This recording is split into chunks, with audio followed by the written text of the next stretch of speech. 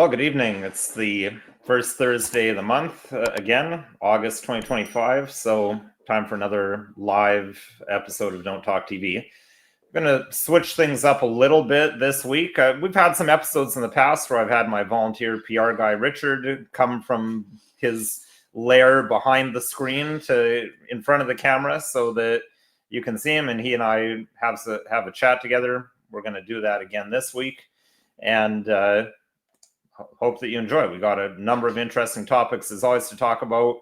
We're going to look at talk a little bit about militarized police and some bit of insider knowledge, you might say, that Richard has into how that came to be in Canada. We'll look at video of an interesting police arrest that happened lately, and talk a little bit about some legalities of immigration, or just some laws in place that people get, and then we'll have a look at something else that I've talked about before, but you have to stay to the end of the live stream to see us talk about that.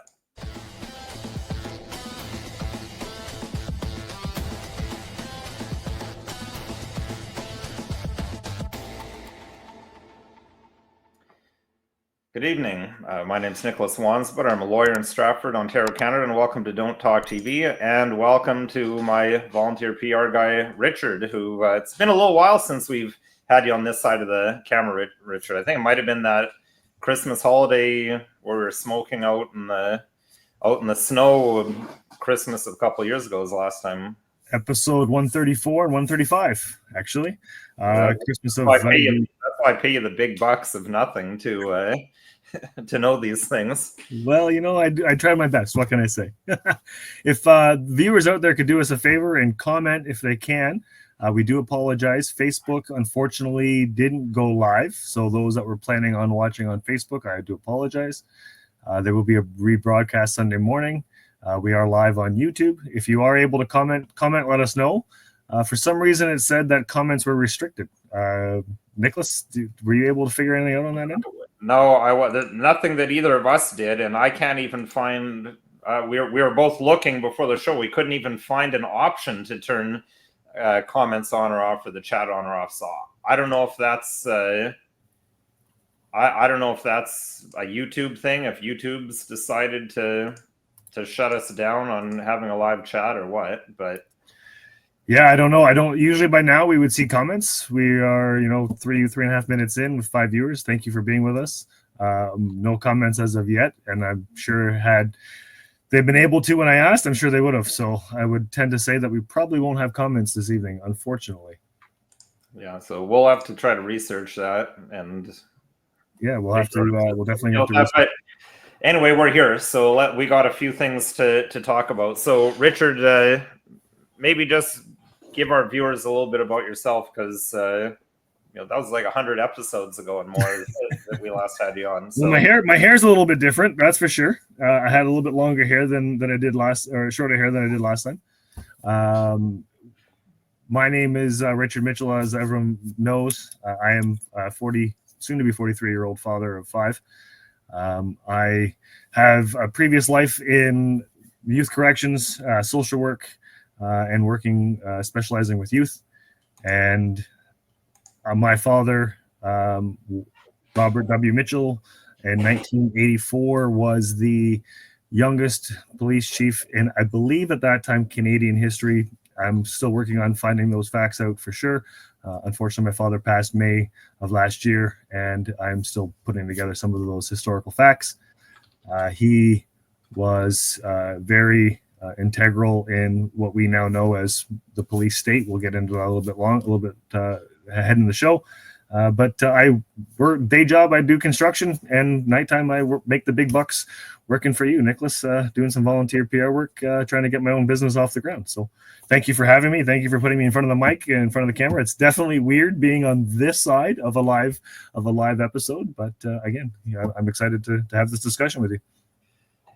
Yeah, so I mean, you kind of started into a little bit with your dad being a chief of police, and you and I have talked about this countless times over the years, but I thought viewers might be interested to see behind the curtain a little bit of, obviously not saying that your dad is single-handedly or solely responsible for the militarization of police, but he did play a role, and you witnessed it firsthand and observed it in real time, you might say. So again, what do you see?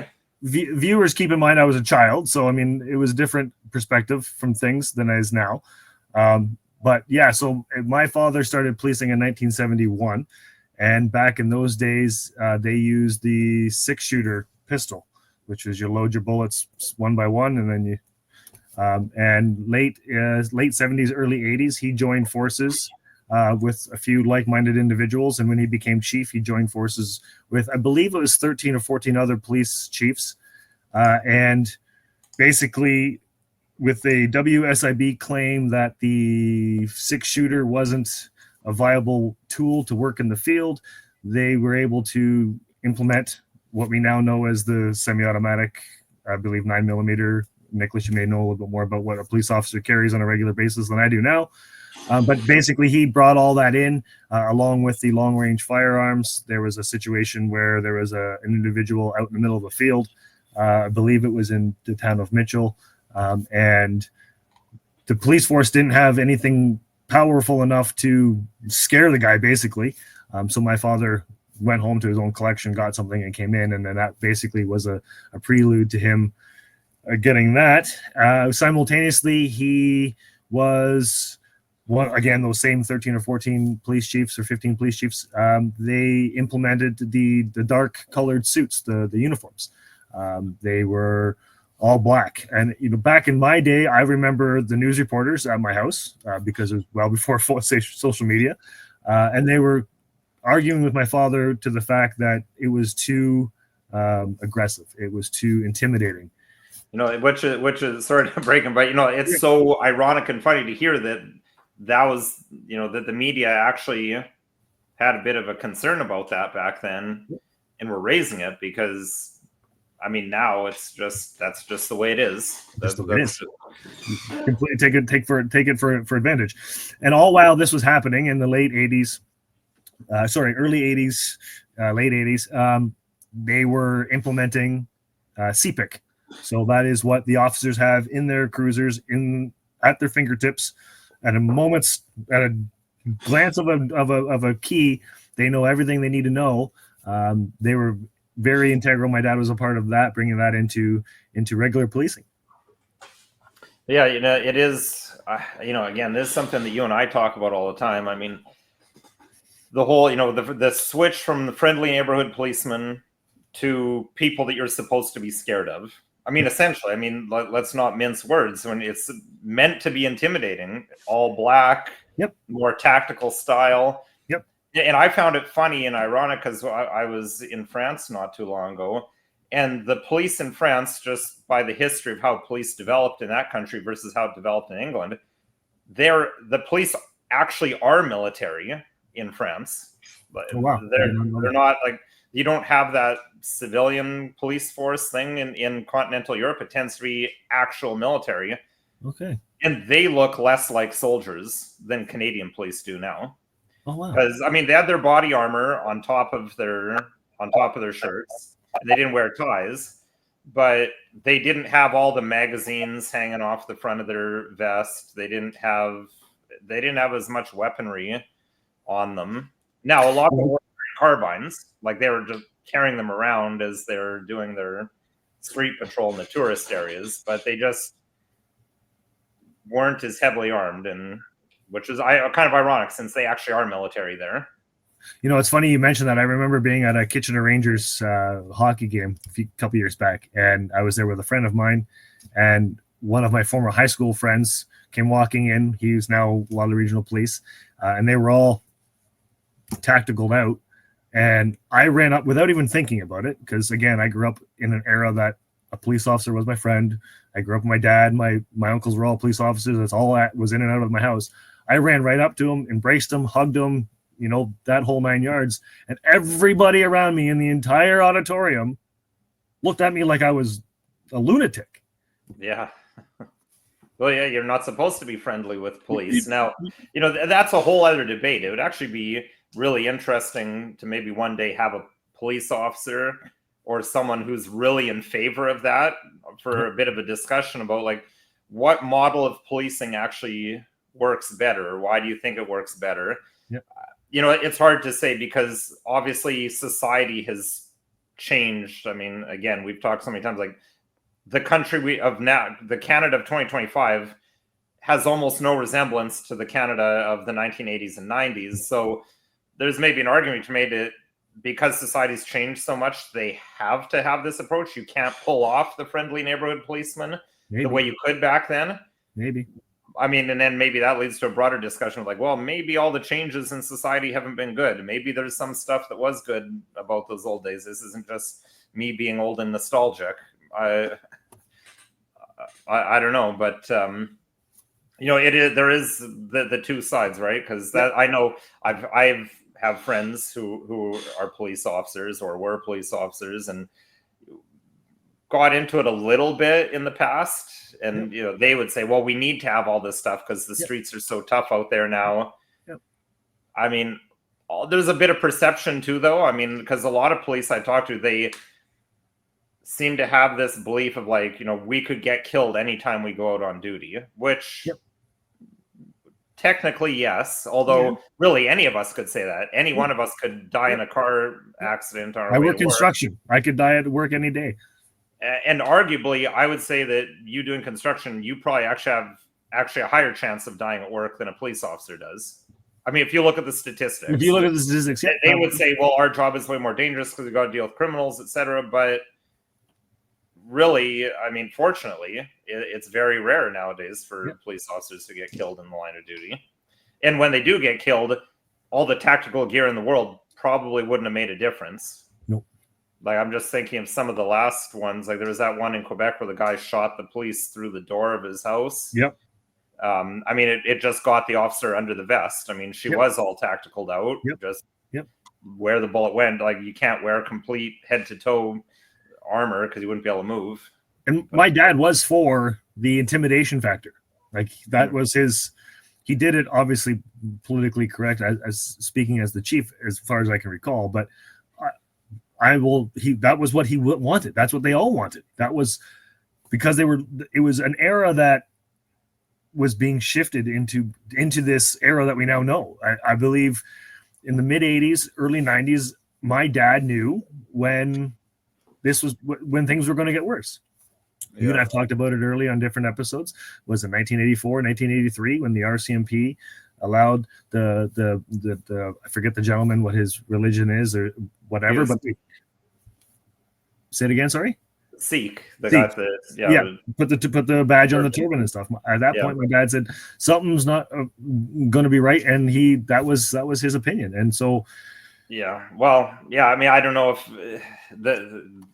the interplay of crime and that. I mean, that's a whole other discussion. That's a whole other discussion, but and of course, it's too bad the comments aren't working because I'm sure one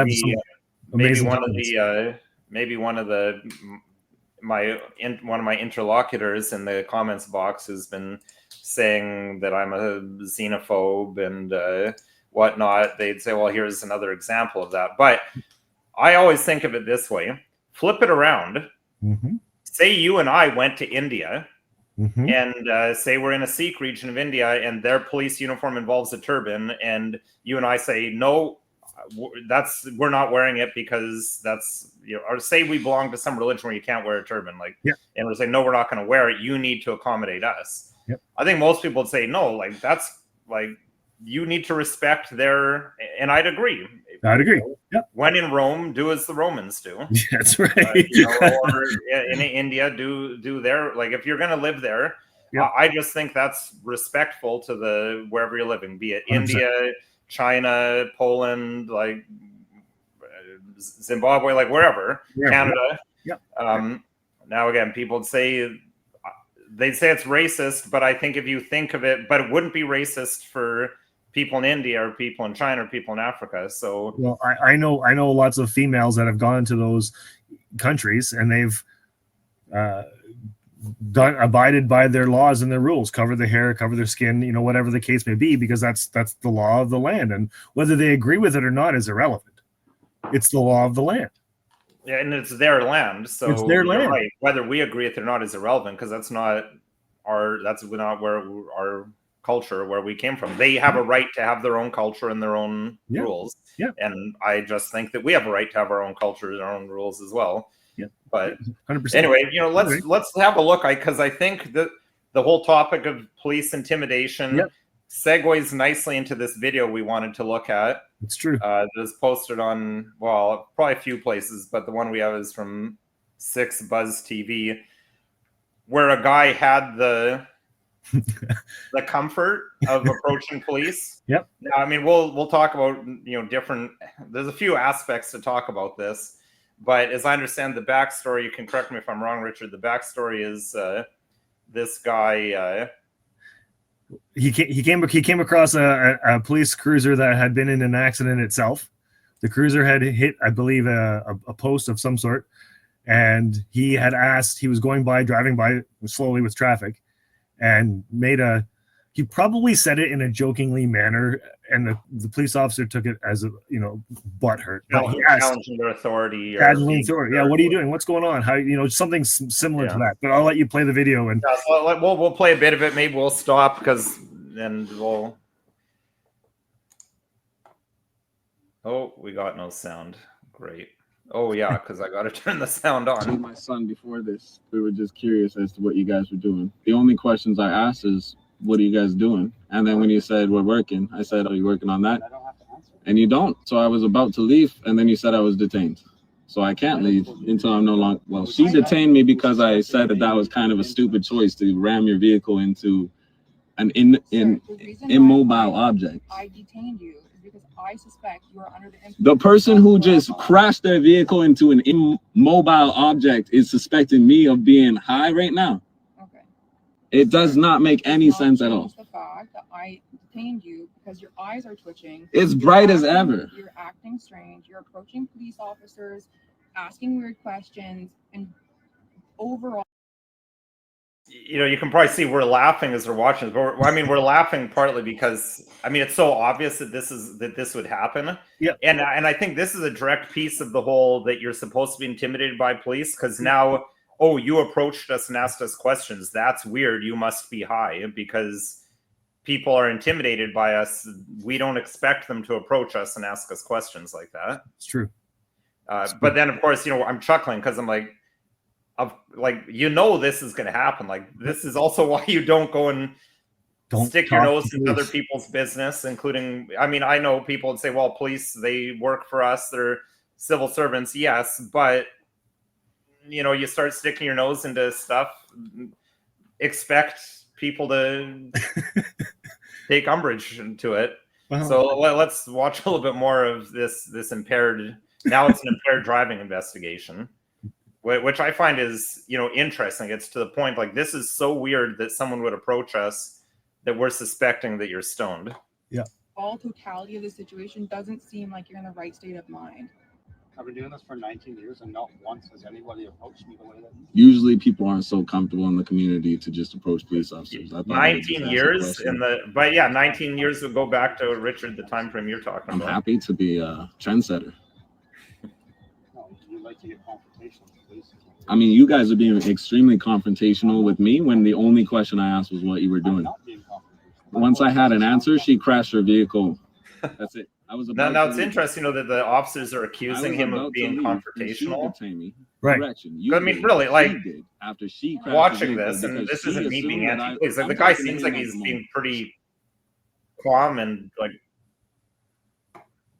Yeah. Well, and that's just the thing. He did nothing wrong, because they're public servants. He should be able to ask them, what are they doing? And maybe he said it in a funny way, in a wrong way. And I can tell you for a fact that police officers would definitely be put off by someone being this comfortable with them. I've experienced that myself when I'm dealing with police officers, and they can't believe the just how social I am with them. And once I explain to them who I am and how I grew up, then it clicks in, because again, to me, they're just another person putting on a uniform. But for the most part, to society, Let's watch this bit because this is where it gets weird with the sobriety test thing. Okay. Yeah. And do you have the registration quickly before you could ask me that first, yeah.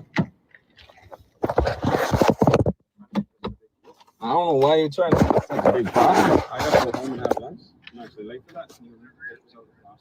I mean, there's a lot of weirdness here by the fact that this officer has not read him a drug recognition Remove your hand demand. from my property. You have no permission, and I am telling you, get your hand off my property. Now here, this is comply. kind of needless You to are not complying get your with hand me. off my car. I mean, technically the guy's right. He has the right to control who touches his car, request you but to stop touching my we're property. cruising for a bruising, as Look they at what said she back did in with my her day. property. Look at the scene that you're creating in front of your. Yeah, pick your battles wisely, I right? got detained because I asked the Use some question. common sense. Use common sense. You have a can't history open a with the package. police. You have the history Who with the police. cares about history? It all adds up to the circumstances. And right now I can't ask a It question really because tells of the history. story as to why Can you you're conduct your search, please? I'm not searching you. But apparently you're doing sobriety I'm going tests. to pat you down for my safety. Go ahead. That's a search, is it not? It is not a search. It's an officer's. Put your hands up. Yes, I know how to do this. Spread your feet. Cheers. Spread your feet for me. They're spread. Wider. How much wide do you need them? Thank you. That was not an answer. Well, you clearly don't follow directions. No, you did not answer my question. Don't pull my hair, Don't. sir. I took them off my hair. You're pulling my hair. Fucking rest. For what? You Obstruction. So, I mean, that's basically it there. Now, I mean, when I first watched this video, I actually thought, is this like in the US? Because there's no drug recognition demand made the way that, like, they have a card in their notebook that they're supposed to read out. Yep. They never read that. Nope. And then I thought like in Canada be a charge and be an offense to not comply with a drug recognition demand. So I thought that's where it's going, but obstruct. I don't know what the obstruction is there, because the guy was really not. I don't see them getting a conviction on that. Now, on the other hand, when people are saying, "Oh, hopefully these cops have been fired," I mean, on the other hand, there will be no discipline of these officers. Like, No, of course not. tell you that, but I don't think any charges are going to stick on that guy either, because I mean, maybe he took his hand off his head a bit. He said the officer pulled his hair, but whether the officer pulled his hair or not, like, all the guy did was like take his hand away from his head. Mm-hmm. That's, I don't really see the obstruction there. I mean, but I think this goes to a lot of the problems of the confrontational type of relationship that develops when you have this whole, intimidation, us versus them, militarization versus kind of the 1950s, 1960s, 70s, 80s, friendly neighborhood policemen, everyone, that everyone knows and they're kind of buddies with. And, not to say that doesn't have its own downfalls, because when you're buddies with everyone, you could get like a Rambo situation where, a stranger in town gets a rough ride just because he's a stranger in town. But and let's not mince words. I mean, being a police officer, no matter how you cut it, is a difficult job, and they're bound to make mistakes too. Yeah, and no one expects them to be perfect. Yeah, it's my issue is with when and this goes for any profession. This is not just police officers. This is for anybody in general. If you make a mistake, I'm fading out. There we go. Sorry, I've got a green screen behind me. If you make a mistake and you can learn from it. And if you learn from it, then that's okay. And you fess up to it. I'm fading out again. Sorry. Technology. I don't know why you're fading out. I mean, you're technology at its finest. You're not even wearing green. I'm not even wearing green. I feel like I'm in a Star Wars episode. You know how Yoda or whoever fades in and out. Yeah. So let's skip ahead to another one here, because I'm kind of feeling the lockdown vibe when we're talking about the us versus them. And actually, I said I was going to save this till the end, but we've got 7 people that have stayed with us this long. So appreciate the view. Let's share this with them, because I mean, Maxime Bernier definitely called climate lockdowns. Yep. I know I suggested that I thought that might be coming when you look at the Emergency Act and the powers they have. So once again, it's Nova Scotia, because I'm pretty sure it was Nova Scotia last winter when they had the stay-at-home order due to snow. I think that was Cape Breton Island. Think so too. I'll have to check, but yeah, I know we made a post about it. I know We I did an shared it. episode on that. So here we've got Nova Scotia again. And I think it's same premier, Tim Houston, big conservative. So Nova Scotia, travel activities in woods restricted to prevent wildfires. Stay out of the woods. Now, this is the Nova Scotia government website. So, we're getting the straight from the horse's mouth here. So the province is restricting travel and activities in the woods because continued hot, dry conditions have greatly increased the risk of wildfires. So the restrictions include you're not allowed to hike, not allowed to camp, not allowed to fish or use vehicles in woods, and none of that's permitted. The trail systems through all the forests are off limits, and camping is allowed only in campgrounds. And this is going to be until October 15th or $25,000 fine. I mean, there's a bunch of different places that we saw this, but I figured to show the government website. I mean, that this is Nova Scotia government website saying this. So that this is a real thing. Now, it's there's a couple different ways of it. I mean, I'm trying to be as fair as I can to the government as I can. I mean, on the one hand, it's like you're not allowed to go into the woods is just so heavy-handed. I mean, there is an aspect, though, that I think Richard, I think you'd have to agree with me to an extent that one of those societal changes that has happened over the last 20, 30 years is there seems to be a lot less personal accountability and personal responsibility. So from a certain perspective, I can kind of see that I don't know if you could trust people to not do stupid stuff with flame in forests now, that maybe in the past you could expect people to have a little bit more personal responsibility and investment in their own community. Maybe that was also a factor that people didn't travel as far back then. Like it's more of a thing now for people to travel further out of town. So when it's your local area, you're less likely to throw a still smoking butt into the super dry forest. Well, to your comment about, people just not being responsible or so forth. I mean, there was a generation of people that ate Tide Pods. So, I mean, so, trying to be fair to them, there's that. But on the other hand, I mean, to say you're going to get a $25,000 fine if you go into the woods. Right. I mean, this is the same sort of stuff like, we're going to ban all firearms. We're going to ban all knives, like in the UK where knives are even illegal. Really? To me, this is the same type of stuff where, okay, because some people don't use this stuff appropriately, we're just going to not let anyone do anything. And where does it end, right? Well, yeah. Yes, you got the greater good. You've got wildfires. It's been a very dry summer. I mean, when's the last time it rained even around here? A couple weeks ago. Forest management's an issue too, right? So, well, that's the other thing. I mean, because the government doesn't do forest management hardly anymore, now we all need to pay for it by being locked out of the forests, which, I mean, well, I just think of the, this is democracy manifest meme, which I got to do a react to that. You got to do a react to that. Yeah. But I assume many viewers know what I'm talking about with the whole this is democracy manifest. But I mean, it is democracy manifest because this is what people essentially, you get the government in democracy more than anything, you get the government you deserve. And we've been voting for governments that are going to send $12 billion a year to other countries. Yep. Imagine if that $12 billion was invested in forest management and hiring more forest firefighters, but not even like, I'm talking forest management before you even get to fighting the fires. Yep. Prevent the fires. Prevent the fire. Now, okay, granted, Canada has so much forest that it's far from an easy task, but I'm sure there's things that can be done. I mean, I know when I was in Poland a couple of years ago, the forest there is no undergrowth whatsoever. It's just trees. Now, Poland is apparently renowned in Europe for having the best forest management in the continent. Okay. But yeah, they're not having forest fires there because it's all cleared out. Now, I don't even know if that'd be possible. Well, I guess anything's possible. I mean, $12 billion. I mean, I believe it's $12 billion is our foreign aid every year. I just thought I haven't verified that exactly, but if just taking that as a number I've seen, assuming it's 12 billion, I mean, it's got to be at least 12 billion, if not more. But that's a lot of bloody money. Yeah. You can do a lot with that. do a lot. Well, that's how many problems in this country would be solved with that problem, with that money.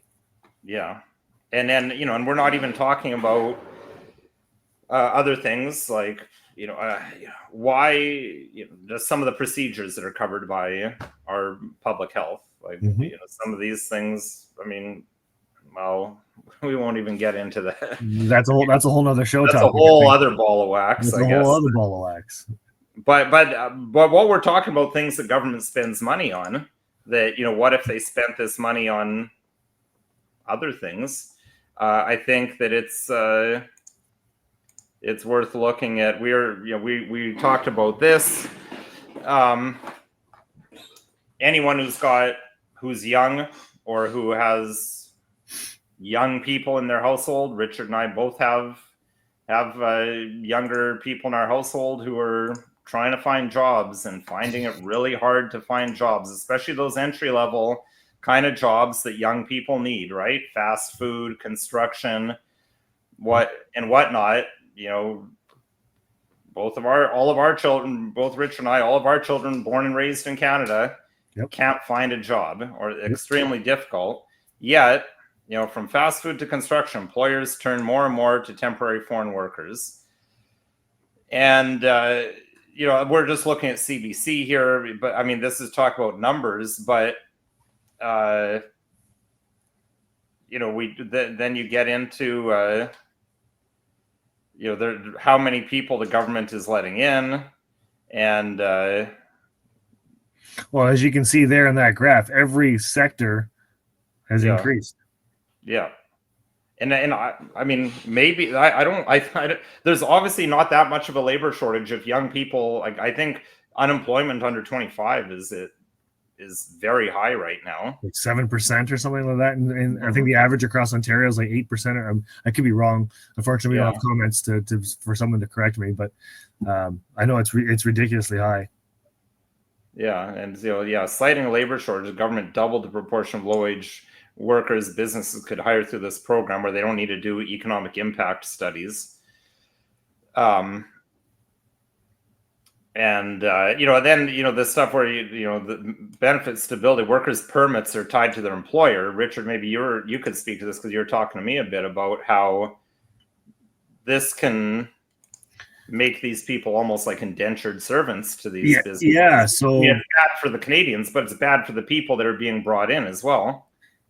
Yeah, so basically I've read stories, I've heard stories of where the employer is taking advantage of the employee and basically do this, or I'll deport you, we'll get you, because they report directly back to their sponsor person, right? So if it's the power imbalance is just not there. I just don't see it being beneficial to the person, to the employee.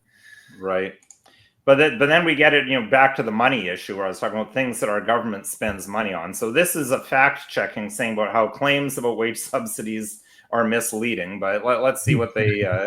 So the claim is that business owners get 30% back for hiring migrants. So that's the claim.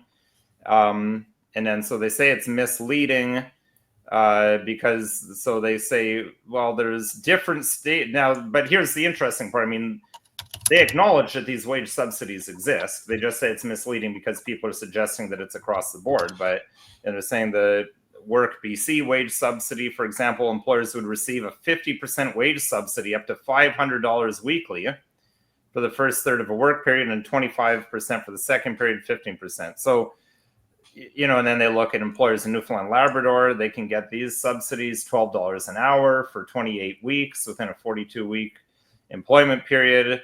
And then, those are provincial programs. And then these employers can double dip on this because they get a federal wage subsidy and a provincial wage subsidy.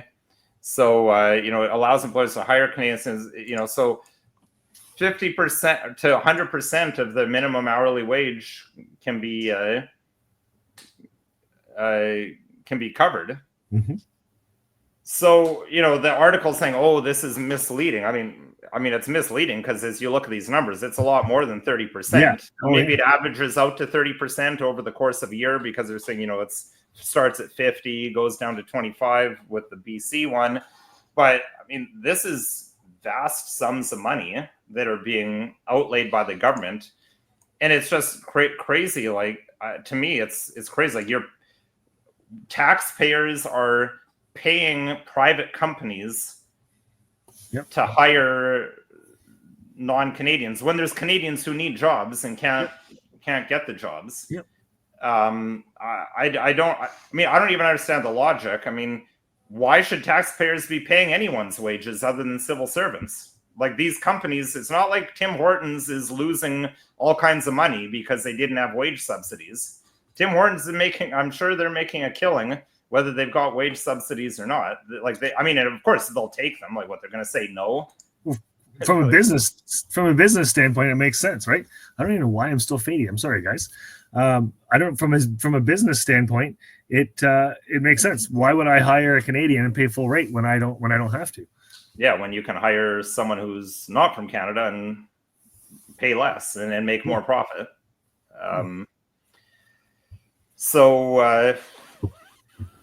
Yeah, I mean that. So again, imagine what could be done with like forest management, and these are things that no one ever voted for, really, because I don't know about you, Richard. I don't remember anyone ever campaigning on this in any of the recent elections. That that I can vote think for of. us, and then we're going to subsidize foreign workers to come to Canada. I don't remember anyone running on that. Nope. No, I don't either. I do apologize again for my see-throughness. It's that. What was that saying with Mark Carney? Buy Canadian, and then the funny thing back was, well, I'll buy Canadian when you hire Canadian. Yeah. Well, I mean, that's a whole other thing of how many of these Canadian companies, like for example, Tim Hortons has a big maple leaf on their logo. They're not a Canadian company anymore. They used to be a Canadian company, but I think they got bought out by some company from Brazil. I believe so. Last I checked, it was a Brazilian-owned company. Yeah, it's not Canadian at all. Right around when they changed their uniform look. Yeah, so this is not buying Canadian to shop at Tim Hortons. Not at all. I'm sorry, but it just isn't. I mean, it's not a Canadian-owned company. Nope. It's owned by Restaurant Brands International, which is probably owned by someone else. Yeah. It's a holding company, so of course it's owned by someone else. But that's it's one of those interesting things. I mean, I guess they can get around it by saying, well, Tim Hortons headquarters is still in Canada. Okay. So the corporation, even though it's owned by another corporation, I guess they could say, well, the corporation of Tim Hortons itself is still based in Canada, even though it's owned by a parent corporation. That's just a PR move. That's just a loophole. Yeah. Right. That's what that is. Yeah.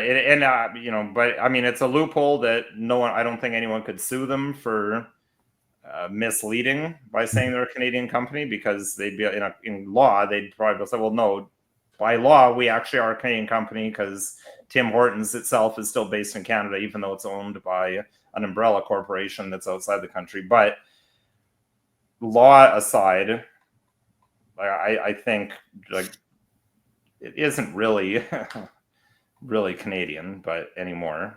No.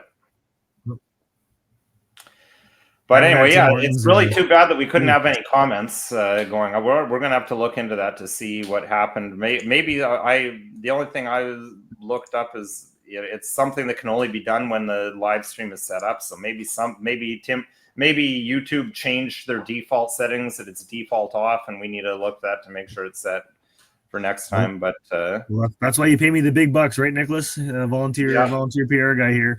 I got to investigate that. I'll figure it out. It really is a shame that we didn't have comments. I was really looking forward to interacting with the viewers. We haven't alluded to it, but if you haven't already, please subscribe.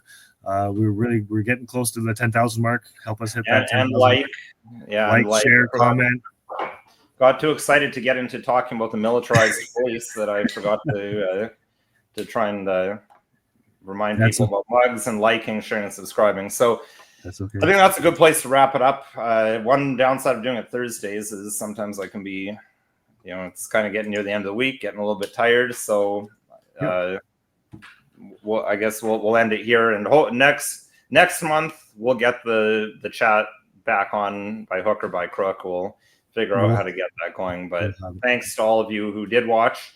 I hope you enjoyed it. Again, like, share, subscribe. You'll be able to comment on the restream, because the restream will be posted over the weekend. So looking forward to hearing your thoughts and your comments. Maybe you think we're out to lunch on some of the stuff we're talked about. Feel free to call me a xenophobe and whatever else. I forget whatever other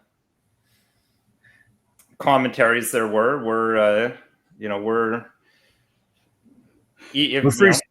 People have a right to an opinion. So freedom of speech. We're allowed to say what people want to say. We want to hear it all. So keep the comments coming and keep the shares, keep the likes. And, I mean, the haters are more than welcome to post, because comments are comments. It's still feeding the